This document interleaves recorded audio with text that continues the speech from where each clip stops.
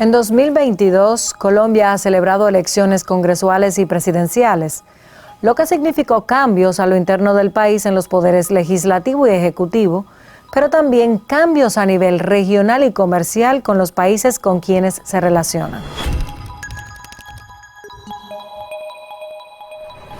El domingo 13 de marzo de 2022 se llevó a cabo la primera de 3 jornadas de votación que definirían quién gobernaría el país entre 2022 y 2026. En esa jornada se eligieron 2 cosas: las 2 cámaras del Congreso y los candidatos que representaron a las coaliciones de izquierda, centro y derecha en la primera vuelta de las presidenciales, pautadas para el 29 de mayo. Y, de ser necesaria, en la segunda vuelta de las presidenciales, el 19 de junio de este mismo año. Las elecciones parlamentarias del 13 de marzo fueron muy controvertidas y palabras como fraude e irregularidades se hicieron cotidianas. Nada nuevo en la cultura política de nuestra Latinoamérica. 39 millones de colombianos fueron llamados a renovar las 2 cámaras congresuales mediante votación.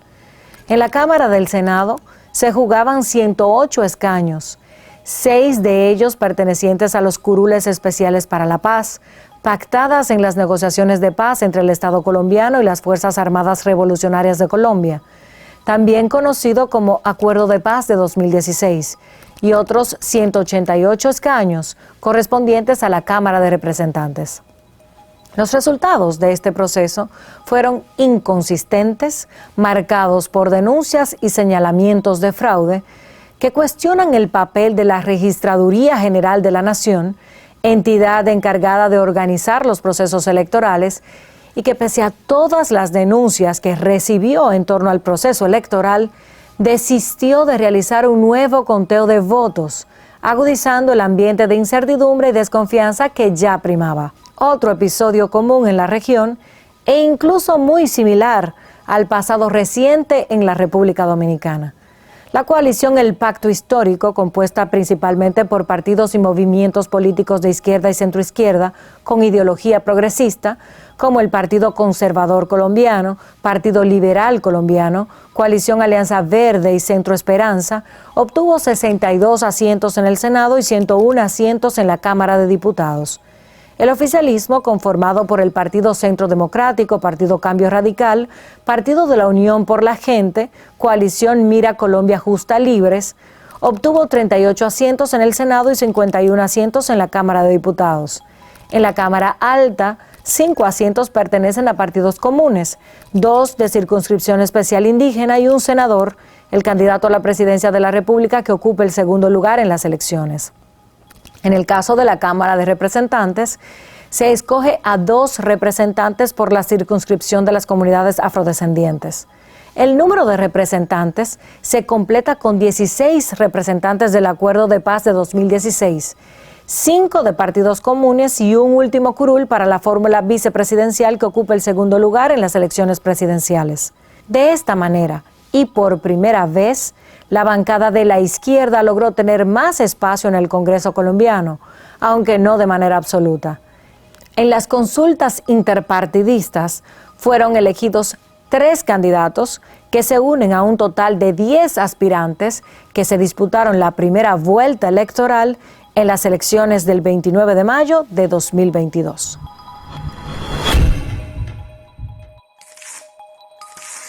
Soy Joel Paulino, consultor político.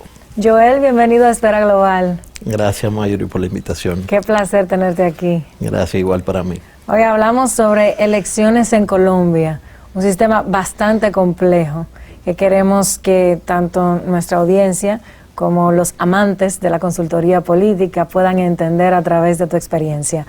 ¿Cómo se elige al presidente en Colombia y cuáles son las complejidades que presenta este sistema político electoral respecto del nuestro, por ejemplo? Bueno, de entrada es un proceso mucho más complejo que el de acá, de la República Dominicana. Se va a un balotaje interno primero de los candidatos, de los precandidatos, el proceso de precandidatura. Hay que diferenciar entre lo que es la candidatura ya la postulación para el cargo per se y lo que es la precandidatura, competencias previas para entonces seleccionar el candidato. Hay un balotaje de candidaturas en Colombia y se presentan varios candidatos, van a este proceso y de este proceso se va entonces tipo una depuración de las candidaturas y luego hay estos candidatos que van quedando, los que quedan ya fuera del balotaje, pues pueden hacer acuerdos con los candidatos que quedan. Lo que pasó con Petro, que seleccionó a Sonia, que fueron al balotaje y Sonia quedó fuera, y la seleccionó como su candidata vicepresidencial. Todos estos candidatos son presentados por coaliciones, ¿no? Por coaliciones, sí. ¿Cuáles son estas coaliciones, las principales, por lo menos, que tuvieron protagonismo en el proceso electoral? ¿Y cuál es la importancia de las coaliciones? Bueno, la principal coalición fue la que encabezó el presidente, el ya electo Petro. Otra coalición que se veía, en principio se creía que iba a ser la que pasaría a la segunda vuelta, fue encabezada por Fico, pero en el proceso de pasar a la segunda vuelta, pues el ingeniero Pedro Hernández sacó mayor cantidad de votos y se le fue encima para poder pasar a la segunda vuelta y competir entonces contra Petro. Una situación que los estudios, lo que se preveía era que Fico fuera el candidato que competiría con Petro en la segunda vuelta. Bueno, las coaliciones, la importancia es que te permiten presentar candidaturas variadas, poder presentar al pueblo una buena cantidad de opciones para su ponderación y de ahí entonces que el pueblo sea el que vaya depurando a los candidatos que ya competirían para la primera magistratura. Es decir, que a diferencia de nuestra cultura electoral, en Colombia, para llegar a una candidatura presidencial hay que pasar a ser electo por cada coalición. Así es. Entonces los candidatos seleccionados en la coalición se presentan a la primera o segunda vuelta electoral presidencial. Así es. Perfecto. ¿Y cómo se elige el Congreso? Bueno, el Congreso es casi parecido acá. Es un proceso ya de votación directo por los congresistas, por los candidatos a las posiciones al Congreso. Pero pertenecen a las mismas coaliciones. Pertenecen a la misma coalición. O sea que el papel central es el de las coaliciones. Así es. Y luego los que resultan de allí siguen a la ronda presidencial. ¿Y cuántos candidatos se presentaron esta vez a las presidenciales y qué perfiles tenían, si los conoces? Bueno, al principio fueron alrededor de 8 candidaturas por las diferentes coaliciones. Los perfiles de todos realmente no lo tengo. Lo de los principales sí. Petro, el candidato ganador, pues se dice que es de izquierda, pero él repite constantemente que no es de izquierda, que es un candidato y un presidente revolucionario. Hernández, el ingeniero Hernández, sí también se ve de izquierda, se evalúa desde la izquierda, de la parte de la ideología de la izquierda, que ideología entre comillas. Fico, que fue el candidato que quedó en tercer lugar, pues es de la derecha y representaba también el continuismo del partido del presidente Duque. Para que la gente vaya comprendiendo, como las coaliciones tienen esa capacidad de presentar a muchos candidatos, hubo un momento a lo largo del proceso en que se presentaron unos 96. Luego se iban depurando y llegaron a 23 y se esperaba luego ya a término del proceso que se quedaran alrededor de esos 8 que mencionabas. ¿Y por qué dices izquierda entre comillas? ¿Y cuál sería la diferencia entre ser de izquierda y ser un revolucionario? Bueno, Mayuri, es que realmente la ideología de izquierda ha muerto. Pero América Latina está mirando hacia la izquierda. Bueno, hay un resurgir de la idea de izquierda. Todas las elecciones recientes han ganado de izquierdas. Realmente no representan lo que es efectivamente la ideología y el accionar de izquierda. ¿Cuál sería, por ejemplo? Bueno, la accionar de izquierda, hay una formación en esa línea específica de ideología que no realmente no la hay en estos momentos. Se ha perdido esa parte de formar a los políticos en esa ideología específicamente. ¿Y qué es lo que encarnan estos nuevos presidentes que llegan al poder por lo menos vestidos de izquierda o de una aparente izquierda, como Gabriel Boric, como Petro? ¿Qué encarnan ellos? Bueno, Petro. Realmente buscan sacar el beneficio de la parte positiva de la izquierda. Pero si tú te fijas, los ataques a Petro fueron específicamente por ser de izquierda. Lo comparaban con la situación de Venezuela, lo comparaban con Cuba, y que de llegar al poder entonces iba a ocurrir lo mismo que está ocurriendo en Venezuela. Esa fue la parte que le dieron negativamente a la campaña de Petro. Claro, los conservadores. Y es lo lógico que estratégicamente utilicen esa remembranza de la ultraizquierda o la izquierda marxista, que sí se ha ido deteriorando en el tiempo por ser menos sostenible que una nueva izquierda. Por primera vez el uribismo no definiría los resultados en las elecciones presidenciales de Colombia.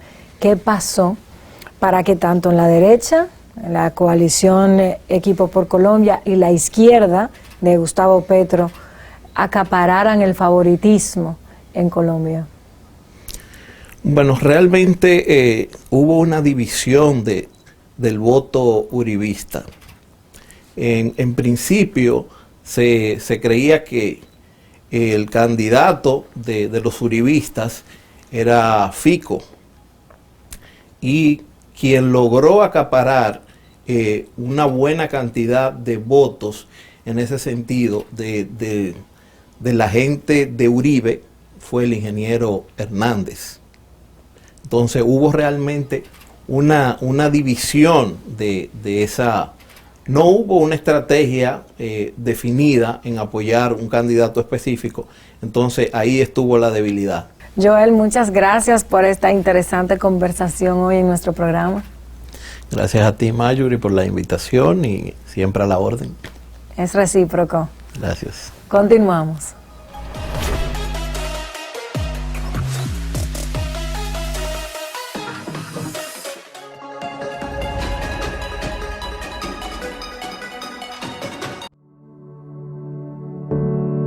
En mi familia, el negocio de panadería es una herencia de mis padres.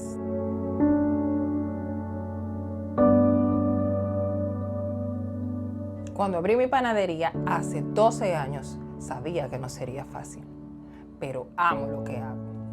Ahora cuesta tanto más comprar los materiales que necesitamos, como la harina, trigo, polvo de hornear, y por eso debemos subir los precios y perdemos nuestros clientes. Es devastador. Así no podemos mantener nuestros empleados. Este gobierno, además de que no entiende cómo esta economía afecta a personas como yo, abrió la importación de pan, provocando así una competencia desleal a los panaderos y más quiebras de panaderías. Necesitamos un liderazgo con una visión de futuro, y eso es lo que veo en este nuevo partido. Un plan para mejorar las cosas para mí y para mis hijos. Yo soy Cristina Rodríguez. Yo soy panadera. Yo soy la fuerza del pueblo.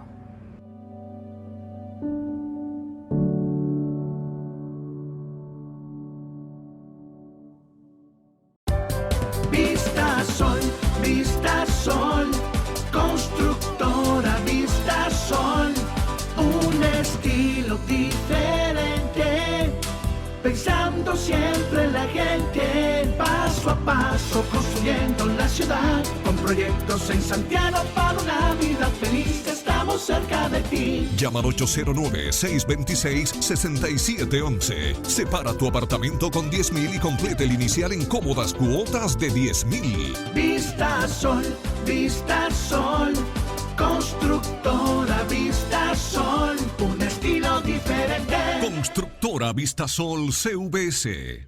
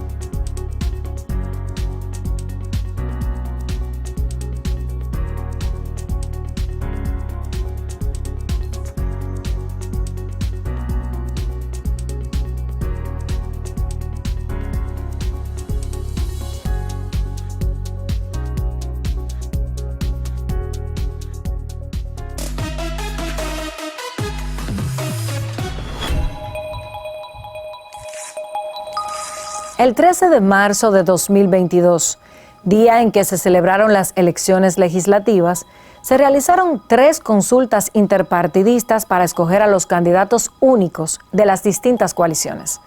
El Pacto Histórico por Colombia estaba compuesto por partidos de izquierda y centroizquierda, entre ellos Colombia Humana, la Unión Patriótica, el Polo Democrático Alternativo y el Movimiento Alternativo Indígena y Social, MAIS. De este bloque de partidos resultó ganador el senador y exalcalde de Bogotá, Gustavo Petro, con un 80.50% de los votos. La coalición Equipo por Colombia estuvo conformada por los partidos de centro-derecha, derecha y derecha extrema de Colombia, entre ellos Creemos Colombia, País de Oportunidades, Partido Conservador, Partido Mira y el Partido de la Unión por la Gente. De este bloque de partidos resultó ganador el exalcalde de Medellín, Federico Gutiérrez, con un 54.18% de los votos. La coalición Centro Esperanza quedó conformada por partidos y movimientos políticos de centro y centroizquierda, entre ellos el Movimiento Compromiso Ciudadano, el Nuevo Liberalismo, el Partido Dignidad, el Movimiento en Marcha, el Partido Alianza Social Independiente y el Partido Colombia Renaciente. De este bloque de partidos resultó ganador el exalcalde de Medellín y el exgobernador de Antioquia, Sergio Fajardo, con un 33.50% de los votos. También 3 candidatos independientes participaron en el tarjetón o la boleta oficial de candidatos presidenciales inscritos ante la Registraduría Nacional del Estado Civil, el abogado y economista Enrique Gómez, del Movimiento de Salvación Nacional, el ingeniero industrial y pastor cristiano John Milton Rodríguez, del movimiento Colombia Justa Libres, y el ingeniero civil, empresario y político colombiano Rodolfo Hernández, por la Liga de Gobernantes Anticorrupción. La jornada electoral se celebró el 29 de mayo de 2022. En la misma participaron más de 21 millones de personas y transcurrió en relativa calma. Para ganar en primera vuelta, de acuerdo con el artículo 190 de la Constitución de Colombia, un candidato debe obtener el 50% de los votos. En la primera vuelta, Gustavo Petro obtuvo el 40.34% de los votos. Rodolfo Hernández obtuvo un 28.17% y Federico Gutiérrez obtuvo un 23.94% de los votos. Colombia fue a una segunda vuelta electoral, resultando la primera elección un duro golpe a la clase política dominante y conservadora del país, al poner en juego su modelo económico, su integridad democrática y la vida de casi 20 millones de personas que se sumieron en la pobreza durante la pandemia.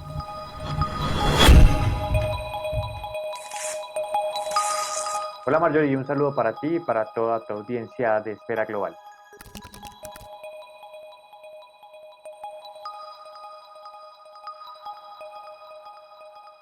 Acá en Colombia el voto no es obligatorio, por ende cualquier persona puede ir voluntariamente a las urnas. Históricamente estamos alrededor del 50-51% de gente que asiste, por ende hay un 48-49% de abstencionismo. Ya con este panorama, entonces cuando la gente va a las urnas, en una primera vuelta vota por los candidatos que estén en el tarjetón o en la boleta electoral.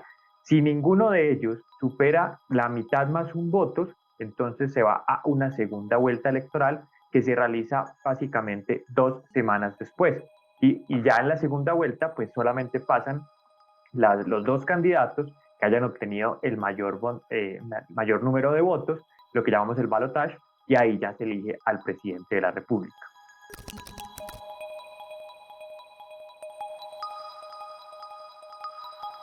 Hay que entender que Colombia tiene un Congreso bicameral, es decir, tiene Cámara de Representantes y Senado de la República. Ambos se eligen el mismo día, que estamos hablando de más o menos 2 meses y medio antes de la elección presidencial. Ambas elecciones coinciden en el mismo año, es decir, este año hubo elección presidencial, pero 2 meses y medio antes hubo elección para el Congreso. El Senado tiene circunscripción nacional, es decir, cualquier persona del territorio de los 32 departamentos puede votar por un candidato al Senado. La Cámara tiene circunscripción territorial. ¿Eso qué significa? Que cada departamento tiene un número específico de representantes a la Cámara. Y si yo soy de un departamento como Antioquia, que es mi caso, yo solamente puedo votar por los representantes a la Cámara de Antioquia. Pero pues yo puedo elegir un representante a la Cámara y puedo elegir un candidato al Senado de la República. Y en conclusión, ya todos habremos elegido pues lo que consideramos el Congreso de la República.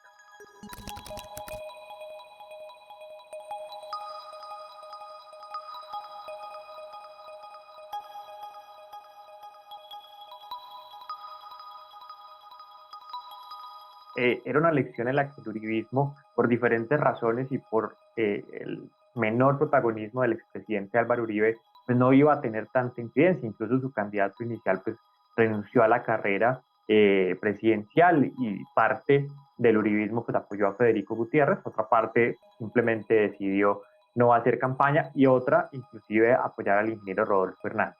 Entonces, bajo ese panorama, pues no había como un líder necesariamente claro en las elecciones. Casi toda la campaña, por supuesto, Gustavo Petro lideró las encuestas, pero también vale aclarar que Gustavo Petro viene haciendo campaña presidencial hace muchos años, ha tenido una visibilidad nacional grande, entonces el reconocimiento de él era muy superior frente al de los demás candidatos. Pero pues era claro que cualquiera podía ganar, por lo menos antes de la primera vuelta, 2 o 3 semanas antes.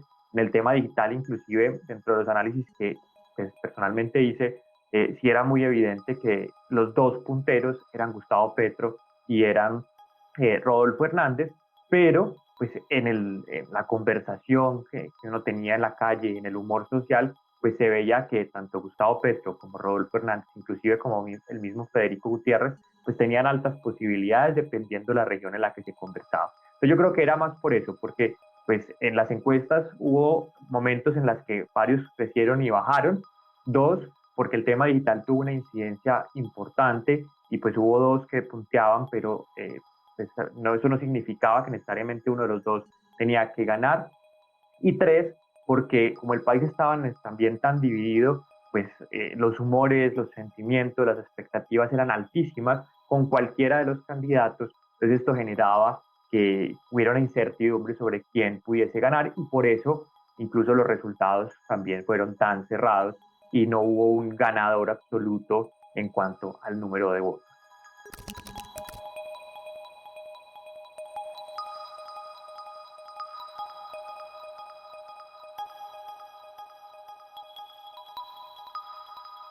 Yo creo que el gran cambio en la política colombiana precisamente fue en pues, que la gente se activara, que la gente saliera a la calle, que la gente le pidiera al gobierno ciertos temas que estaba sintiendo que le hacían falta. Vimos el caso de Chile, que la gente pedía cambiar la constitución. Aquí lo que pedían era, primero, que no se hiciera una reforma tributaria en su momento, segundo, que generaran nuevas oportunidades de empleo, generaran oportunidades frente a la educación, a otros sentires que estaban viviendo los ciudadanos, y tercero, que pues, hubieran cambios en la institucionalidad, porque la confianza en la institucionalidad se perdió por completo en muchos sectores, más que todo, no tanto los del centro del país, sino los de las periferias del país, negritudes, indígenas, campesinos, entre otros, ¿sí? Entonces querían eso, querían un cambio como tal. Entonces, ¿qué cambió? Pues primero, que la gente empezó a pedir mucho más el cambio. Segundo, que los jóvenes también se activaron un poco más, trascendieron de lo digital. Inclusive mucha gente pensó que los jóvenes no iban a ser tan importantes porque aquí hubo una elección de juventudes, es del Consejo Municipal de Juventudes, donde solo participó el 10% de los jóvenes habilitados para votar, pero a la final, tanto en Congreso como en Presidencia, pues sí se activaron. Tercero, que pues también hay una tendencia ideológica en la región hacia la izquierda y Colombia no fue la excepción. Entonces yo creo que esos fueron tres elementos que cambiaron, que hicieran, que como tú lo mencionas, pues un candidato popular fuera de la institucionalidad tradicional, pues hoy sea el presidente del país.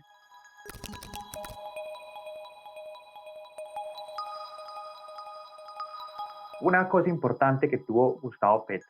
Una, se concentró en proponer, y su contenido digital era un contenido propositivo. Segundo, era un contenido de storytelling, tenía storytelling, contaba historias. ¿Sí?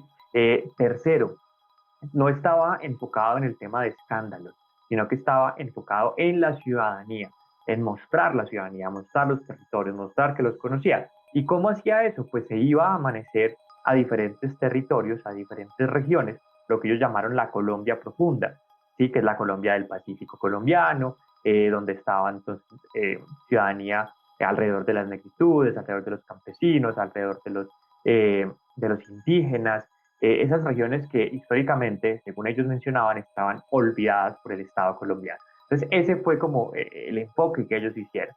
En el caso de Rodolfo Hernández, una campaña mucho más reactiva. ¿En qué sentido? En responder a ataques que salían de diferentes cuentas y de diferentes escenarios. Dos, pues no fue una campaña muy de calle, una campaña 100% digital, o más que 100%, pues un alto porcentaje digital, y pues eso también evitó que lo visibilizaran en regiones y que tuviera contacto directo con la ciudadanía. Y tercero, pues no proponía mucho, ¿sí? No era una candidatura que realmente propusiera mucho, sino que su discurso se basaba solo en hablar de corrupción y la gente en ese momento pues sí quería conocer propuestas y pues Gustavo Petro sí había hecho algunas de ellas. Entonces creo que ahí hay elementos diferenciales entre cada uno que finalmente pues vimos el resultado, favorecieron a Gustavo Petro.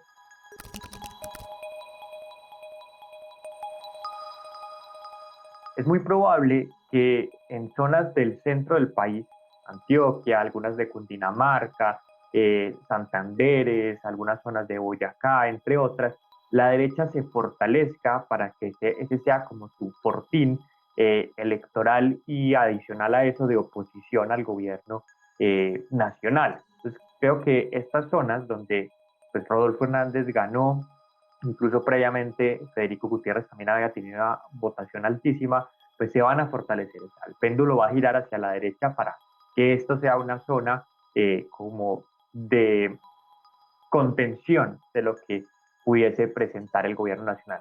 Pero en zonas como el Pacífico colombiano, donde Gustavo Petro arrasó, es muy probable que la tendencia sí sea pues hacia la izquierda y se mantenga ahí en la izquierda, y pues la derecha sí esté totalmente, pues de cierta manera no acabada, porque no podemos hablar de que se acabó la derecha, pero sí muy golpeada y pues sea mucho más difícil que obtenga victorias.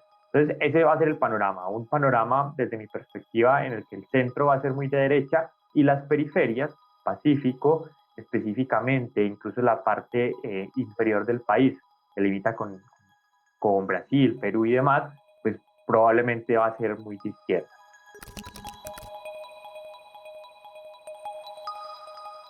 Siempre que hay una elección presidencial, hay una alta expectativa y hay una alta incertidumbre económica.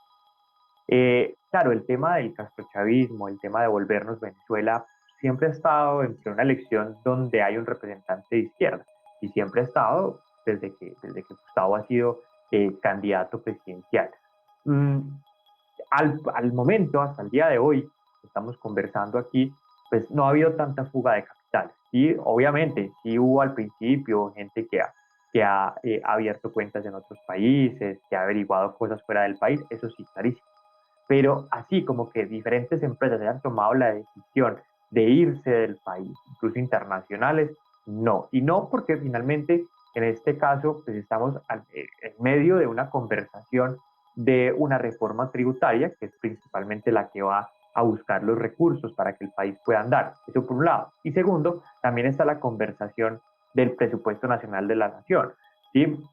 Que eso también pues va a ayudar un poco a saber y entender qué tanto puede invertir el gobierno nacional en proyectos, por ejemplo, internacionales o en proyectos nacionales que tengan incidencia internacional. Entonces, mientras esas dos conversaciones no lleguen a feliz término, pues las empresas lo que están es expectantes, más que tomando la decisión de irse, están a la espera de saber qué resultados va a obtener la reforma en el Congreso y, por supuesto, qué tanto presupuesto realmente tiene la nación para ejecutar proyectos. No representa necesariamente la paz para Colombia. Este gobierno sí le va a apostar a la paz, lo que ellos llaman la paz total. Incluso ya empezaron conversaciones de paz con el ELN, así como el gobierno de Juan Manuel Santos lo hizo con las FARC, pues este ya lo está haciendo con el ELN. Pero ellos no son los únicos grupos armados ilegales que tiene Colombia. Y también están las BACRIM, que son las bandas criminales, también están las disidencias de las FARC, también hay criminales en las diferentes ciudades, en fin, hay diferentes grupos armados que pues la paz total pues tendría que ser una conversación con todos los grupos armados. Yo creo que este gobierno le va a apostar a la paz con el ELN, así como el gobierno Santos le apostó a la paz con las FARC y pues logró todo lo que los televidentes, tú y nosotros conocemos.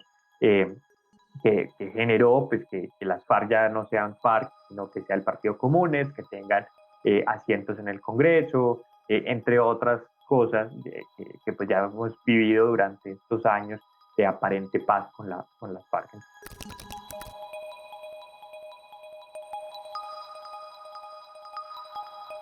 Mira, yo considero que el triunfo de la izquierda en Colombia obviamente puede fortalecer como ese bloque de izquierda que ya se ha ido construyendo en Latinoamérica. Tenemos el caso de Perú, tenemos el caso de Chile, entre otros, y pues países como Brasil también tienen elecciones, países como Paraguay próximamente van a tener, Centroamérica también tiene el año entrante ciertas elecciones. En fin, yo creo que esto sí va a ayudar, va a contribuir al fortalecimiento de este bloque, entre otras cosas, por la importancia geopolítica que tiene Colombia dentro de el territorio y dentro de la región, entre otras porque pues, Colombia está ubicada estratégicamente y pues muchas cosas pasan por aquí y tenemos posibilidades no solo económicas, sino políticas también de apoyar procesos a nivel latinoamericano, ¿sí?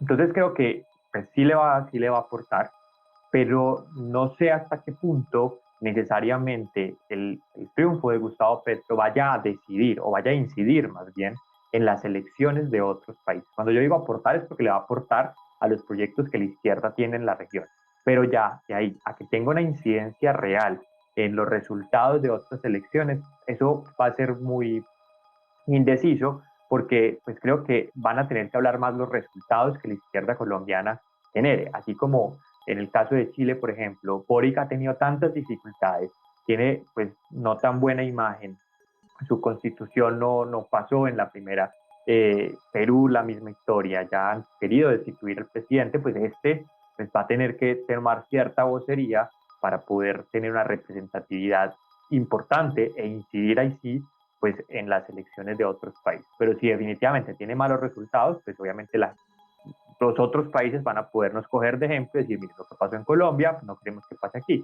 Pero si le va bien, pues obviamente va a poder seguir. Colombia, ¿cómo va? Con un gobierno de izquierda, pues elijamos un gobierno de izquierda en nuestro país. Entonces creo que ese es más el panorama que puede suceder desde la izquierda colombiana frente a la izquierda regional.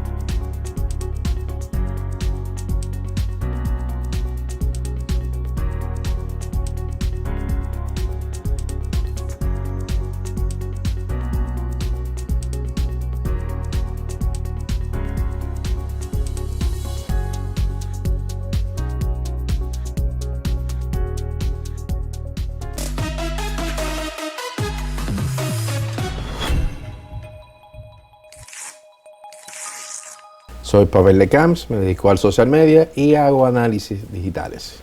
Bienvenido, Pavel, a Esfera Global. Encantado siempre de estar en tu programa. Recíproco. ¿Cuántas personas hay conectadas en redes sociales en Colombia y qué tipo de conexión es la dominante? Mira, actualmente superan los 54 millones de usuarios, sigue un crecimiento constante y la plataforma principal es a través de los dispositivos móviles. ¿Cómo es el activismo digital colombiano? ¿Por qué se caracteriza? ¿Y tú crees que se pueden denominar ciberorganizaciones los partidos políticos? Mira, lo interesante de Colombia es que en el uso de Internet tiene, según la última estadística de febrero de este año, dedican en Internet 10 horas y 3 minutos. A nivel de redes sociales dedican casi 4 horas diarias. Y eso te permite tener una idea del alto nivel de impacto que puedes tener a través del Internet. Como un medio tiempo laboral, 4 horas. Exactamente. ¿Y los partidos políticos crees que han entrado en el ciberactivismo o siguen apegados al tradicionalismo? Sigue una comunicación muy tradicional. Este proceso de campaña hizo que incluso los candidatos cambiaran su estrategia de campaña e incluso innovaran con el tema del TikTok, que fue la plataforma, como dice, del momento en este proceso de esta campaña, y que incluso los políticos tuvieron que cambiar su propio estilo de ser. Por ejemplo. El mejor ejemplo fue Petro, que tuvo que cambiar un estilo y que su campaña cambió totalmente de ser una campaña de plazas asignó a pequeñas reuniones de círculo de personas y desde ahí transmitían todo el quehacer de la campaña según el target de público que andaban buscando. Y fue movilizándose solamente en 3 provincias y esto permitió de que el candidato se viera más relajado, más cómodo y menos cansado que las tradiciones de movilizarse en ciudad, en mítines, ya eso desde el pasado. ¿Qué cambios en el estilo uno podría observar? ¿Qué hacía antes que cambió después de incursionar en la comunicación digital? Tuvo que ser más flexible, con incluso la plataforma de TikTok, para conectar con la juventud, que es el mayor consumidor de esta plataforma, pero también era la plataforma donde más se podría viralizar. Y los candidatos tenían el deseo de ser virales para llegar a la mayor cantidad de ciudadanos. E incluso el mejor ejemplo fue el candidato que quedó en la segunda vuelta, que era un señor Hernández, que no tenía partido político, no tenía coalición, y los resultados de las elecciones fueron para mí exitosos, aunque en su derrota, de ser una persona que con 77 años, desconocido para la mayoría de los colombianos, tuvo un gran éxito porque conectó con una mayoría del electorado. Este deseo de viralizarse, de aumentar los likes, de generar engagement, es como la nueva epidemia. Todo el mundo está enloqueciendo por ser viral, pero ¿a cuáles peligros se expone la construcción de la reputación, de la imagen de una persona de trayectoria cuando se suma indiscriminadamente a los challenges, a las tendencias y los modismos de las redes sociales? Los políticos deben entender que tienen que ser auténticos, pero nunca romper a su estilo y su forma de ser. Tú puedes ser flexible, pero no dejar de ser lo que tú eres como individuo. Y eso es importante comunicar. ¿Cuál tú dirías que fue la estrategia más contundente a nivel de campaña digital en las elecciones de Colombia? Para mí fue la de Petro, porque incluso lo hizo girar. Tuvieron que cambiar totalmente su estrategia que estaba acostumbrado a hacerlo ya a microsegmentos de la población y de ahí transmitir.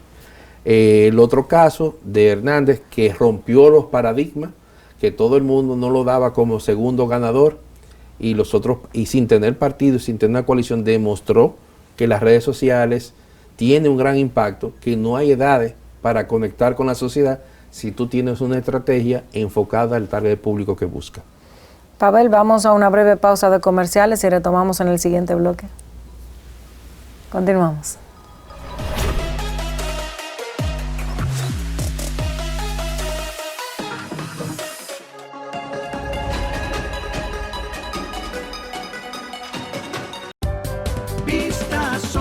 Vista Sol, constructora Vista Sol, un estilo diferente, pensando siempre en la gente, paso a paso construyendo la ciudad, con proyectos en Santiago para una vida feliz, estamos cerca de ti. Llama al 809-626-6711. Separa tu apartamento con 10,000 y complete el inicial en cómodas cuotas de 10,000. Vista Sol,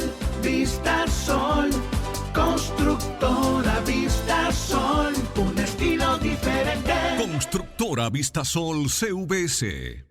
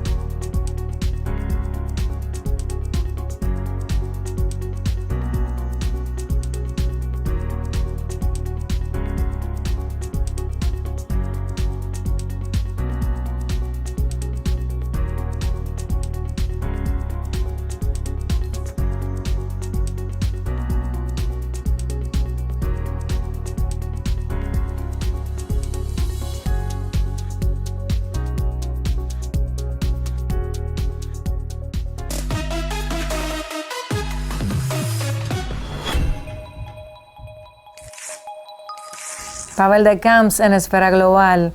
Él es analista de social media y estamos hablando hoy sobre la estrategia digital en la campaña presidencial colombiana. Gracias, Pavel. ¿Qué me cuentas de los memes, los fake news y las campañas negativas y sucias en Colombia? Mira, las falsas noticias que se generó en Colombia fueron puntos que fueron destacados a nivel digital. Y eso provocó que los candidatos sean más proactivos. Pero algo también interesante se pudo notar de que el consumidor digital tiene más de una opción para analizar, es decir, investiga la información. Lo mismo pasa en República Dominicana. Incluso el dominicano tiene más opciones. Sí, tiene un medio principal, un medio de noticias, que tiene credibilidad, pero compara con 3 o 4 medios adicionales viendo la misma información. Y eso que pasa en Colombia lo pasa en la República Dominicana. Y lo más interesante es que los altos consumidores de este tipo de información son jóvenes. La gente cree que la juventud no está conectada buscando información, que es solo entretenimiento. Son los más buscadores de contenido noticias. Y esto permitió de que a través de incluso de plataformas de TikTok, los políticos tuvieron un gran éxito porque conectó con una población que la gente pensaba que no estaba interesado, que creen que es un medio que es solamente para bailar. No, y esta generación ha demostrado mayor interés por los temas medioambientales, por el activismo, exacto, por la transparencia, la corrupción, la impunidad. Cada día la sociedad a nivel digital está demostrando sus intereses, igual que en República Dominicana, el tema del medio ambiente, el consumo de noticias y los temas que tienen que ver con la corrupción, la política, genera contenido incluso de críticas, pero también le da seguimiento a las opiniones que se ejercen. Y eso no tiene que ver con edades. He visto incluso en el país, y lo mismo pasa en América Latina, que menores de 18 años están consumiendo altos contenidos informativos. Y los vemos, temas de noticias, los vemos en Snapchat y los vemos en TikTok, consumiendo noticias. Simplemente es que el estilo de comunicar en estas dos plataformas es totalmente diferente al estilo que estamos acostumbrados a ver a través de la televisión y de los medios como YouTube y como Facebook, que los vemos como el mismo mensaje, es la misma transmisión de la televisión, pero en estas dos plataformas empezó en los Estados Unidos creando un propio estilo muy personalizado. Y eso generó una audiencia que ya son canales que compiten con el mismo medio, pero de forma diferente comunican la misma información. ¿Cuál es la importancia, poniéndolo en perspectiva, de una inversión de calidad y estratégica en publicidad digital versus el contenido orgánico, el buen contenido? Lo más importante es el contenido. El contenido es el rey. La publicidad viene siendo el engagement, sí. Tú impulsar ese contenido es a través de la publicidad para generarse ese engagement, esa participación, ese compromiso. Pero el contenido es principal. Cuando las campañas o los políticos, los partidos, no entienden que si no invierte en crear un buen contenido de calidad, no va a conectar con la sociedad. ¿En la República Dominicana tenemos ciberorganizaciones? Todavía estamos en ese proceso. Hubo un caso de un partido que tuvo un encuentro a nivel digital, pero se quedó ahí. Esto es... ¿Qué partido? La Fuerza del Pueblo. Hizo el primer evento que fue bastante interesante, pero no le veo la continuidad de esto, porque las plataformas digitales tienen que ser constantes. Tú no puedes que ya hice esto y ya dejé de hacerlo. Esto es una constancia para ir creciendo. Y el mundo digital te permite crecer porque vas a llegar a la mayor cantidad de audiencia. Si estamos en República Dominicana, es bueno que la audiencia entienda, el 80% de la población dominicana está conectada. Es decir, tiene acceso a Internet. Si vemos que estamos en el 2022 y lo llevamos al 2023, va a haber un crecimiento de un 6% a nivel de Internet.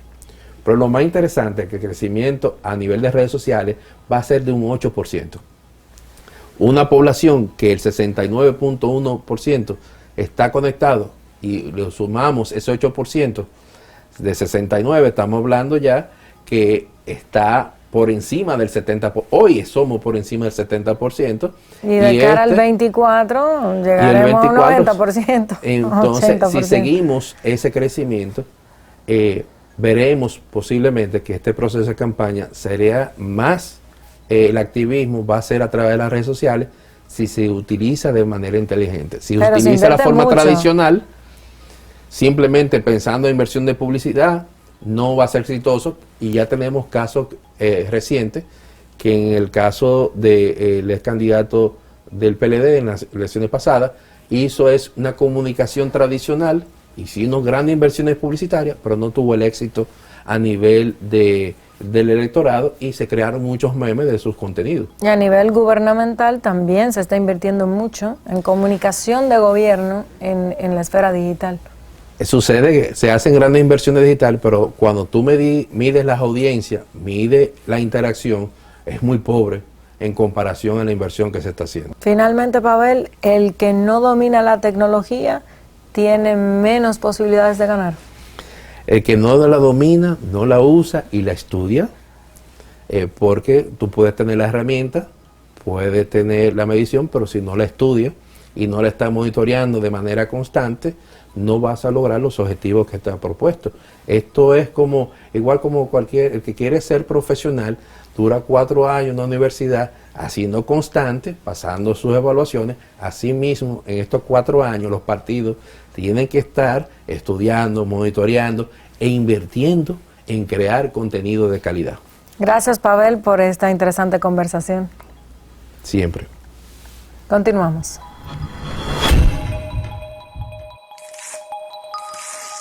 Para el politólogo colombiano Daniel García Peña, el enfrentamiento entre Petro y Hernández en segunda vuelta representó el cambio contra el cambio. El paso de Rodolfo Hernández sobre la candidatura de Federico Gutiérrez a la segunda vuelta mostraba una nación deseosa de elegir a cualquier opción que no representara a los dominantes líderes conservadores del país. Las encuestas habían mostrado igualdad en los resultados entre los candidatos, pero no se tenía certeza sobre el resultado final y cuál sería el ganador. Por un lado, estaba Gustavo Petro, quien fue tildado de populista, autoritario, comunista y un exguerrillero, y cuyo posible ascenso a la presidencia representaba una clara amenaza al status quo. A pesar de todas estas acusaciones, él se define como de izquierda progresista. Entre sus principales propuestas planteó una reforma agraria más equitativa para todos los colombianos, la reforma tributaria enfocada principalmente en gravar las riquezas excesivas, medidas para promover la igualdad de las mujeres, cambios en la matriz energética para el cuidado del medio ambiente, reforma progresiva de las Fuerzas Armadas y de la Policía Nacional y una polémica modificación al modelo económico capitalista del país que mantiene en vilo a las élites colombianas tradicionales hasta hoy. Por otro lado, Rodolfo Hernández, de 77 años, empresario y exalcalde de Bucaramanga, se posicionó en base a una plataforma populista y anticorrupción. Su campaña se centró completamente en un discurso anticorrupción, pero también propuso una cobertura universitaria del 100% a través de la reforma al sistema educativo, bajar los impuestos del 19% al 10%, viviendas dignas para evitar migración del campo a la ciudad, inversión en el campo para producir y exportar más e importar menos, eliminar barreras a los empresarios y emprendedores, disminuir el desempleo y otorgar pensiones a todos los envejecientes. A pesar de tales intenciones, se podía percibir en opiniones expertas y coincidentes el temor de que tanto Petro como Hernández representaban un riesgo para los colombianos por mostrarse proteccionistas y poco realistas. La segunda vuelta electoral presidencial estuvo llena de revelaciones, acusaciones y escándalos para ambos candidatos. Pero Gustavo Petro resultó ser el presidente electo de Colombia, tras imponerse con un 50.44% de los votos. Esto es, más de 11 millones de votos y una diferencia de más de 3 puntos porcentuales sobre el 40.03% del resultado obtenido por Rodolfo Hernández. Su fórmula femenina, Francia Márquez, y su historia en Colombia al convertirse en la primera mujer afrocolombiana y ambientalista en ocupar la vicepresidencia. Gustavo Petro alcanza este triunfo en medio de una fragmentación política, un escenario histórico de violencia que ha vivido ese país durante décadas y una sociedad indignada que se expresó mediante protestas sociales entre 2019 y 2021. Su victoria representa la resurrección de un nuevo progresismo colombiano, la derrota de la influencia uribista y el quiebre de la cultura conservadora colombiana, ya que según expertos, ni Hernández ni Gutiérrez, derrotados en primera y segunda vuelta presidencial, tienen la vocación de convertirse en los líderes de la oposición.